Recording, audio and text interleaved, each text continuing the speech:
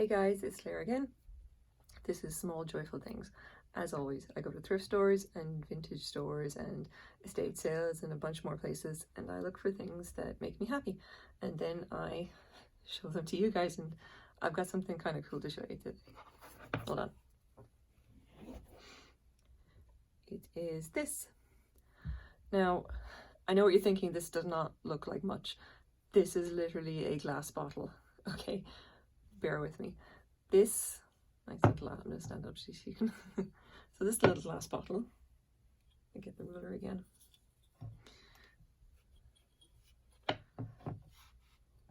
You can see that it is about 9.5 inches by, if I can actually hold the ruler up correctly, about 2.5 inches across. So this is quite old. You can see that the glass is a little bit kind of green, blue, or whatever.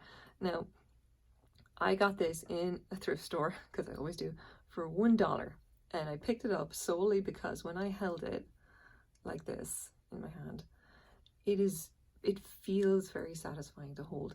The base is nice and rounded. It's got a lovely weight to it at the bottom, so you know you hold it nicely in your hand and it feels good. Now, I was kind of fascinated by it as well, because not only is it just a very nice bottle just to hold and play with, it's also in remarkably good condition, and it's clearly very, very old. And it has some markings at the bottom.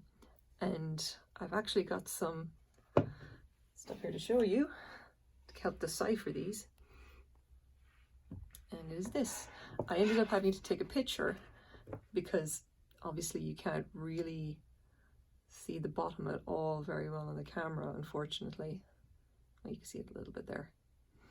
It's very hard to decipher. So I drew this out, but basically took a photo and then drew out the actual markings on it. And I'm going to try and explain what I found out about this now. So it says KB, and this is obviously LD. We're going to say it's limited. There's a T in the middle. This I'm not too sure about. There's a 1 and possibly a dash with a full stop next to it. We don't know. And then 425.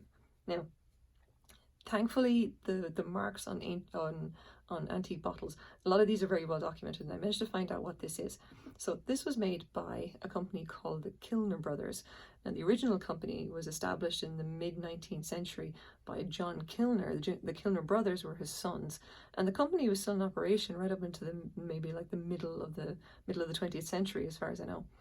This particular bottle, and because it's got this T here, this would have been made in the Thornhill Lees plant, the glassworks plant, belonging to the Kilner Brothers in Yorkshire in England. So it's come a very long way to turn up in a thrift store in Canada.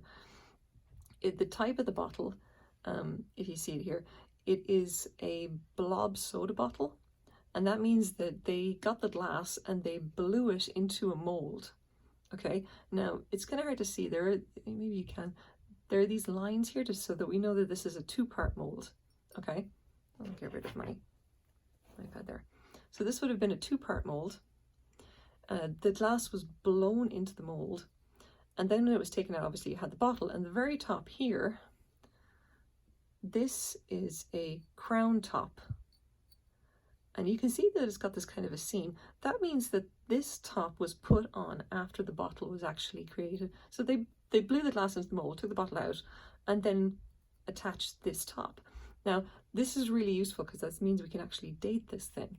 The patent for the crown top soda bottle, which you probably recognize, this is the kind of top that a lot of beer bottles and soda bottles now, if you see them, they have this exact top. It's the one with obviously the bottle cap goes onto. So the patent for this was granted in 1892. So most soda bottles of this kind are going to be dated to sometime after that. And the fact that there's a seam here, and this is a 2-part mold, and it's blown as well. There was as far as I know, a license granted to mechanically make bottles with the crown top sometime in the mid-1900s. So I would place a fairly good guess that this particular bottle is actually one of the earliest crown top blob soda bottles that were made in this glassworks in England. So it's remarkable. It's a lovely piece of history. just because this is so unusual, and you can, and I love this. I love seeing this seam here. I've seen a lot of examples of these online, because obviously I had to fall down a hole just researching all of this, and you can see a lot of examples of this kind of bottle, these early bottles with the first crown top like added on, and they don't have this seam, or it's not as obvious as this, because it's been ground out in some way, or that they're better at it, I'm assuming. So this one, I think it'd be around maybe the late 1890s, around 1900. So this is going to be a very, very early one, and I absolutely love it. You can see just from turning it here, and obviously my hand there, I've not seen any other examples of this particular bottle from the Kilner Brothers anywhere online. I've seen one other on eBay in terrible condition that looks, it's obviously the same bottle, it's just in really bad shape. It's been worn quite badly. It looks like it's been through a tumbler, and you know, all the glass is scratched and everything. So it's really lovely that the one that I've got is in such nice condition. I mean, it looks so good. It looks like it could have just come out of the factory. I really like it, and I really enjoy the fact that the marks at the bottom are so clear. I mean, I'm not making anything. I mean, I obviously drew it out to make it easier to see, but you can actually just hold it up and see the marks. They're there. They're quite easy to read. So it's really nice to have this bottle. It's a lovely little slice of history. I'm really, really glad that I found it. I decided that I'm probably going to sell it, because I'm sure that there is some bottle collector out there who will really, really want this. Like, it's just such a nice bottle, such a fine piece to add to somebody's collection.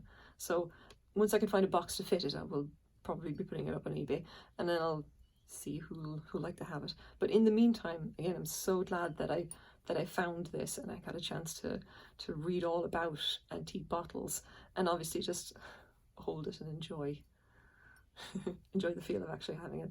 So this brings me a lot of joy. I'm really glad that I found it, and I really hope that, you know, watching this video and you know, looking at this has brought you joy as well today. So take it easy, guys.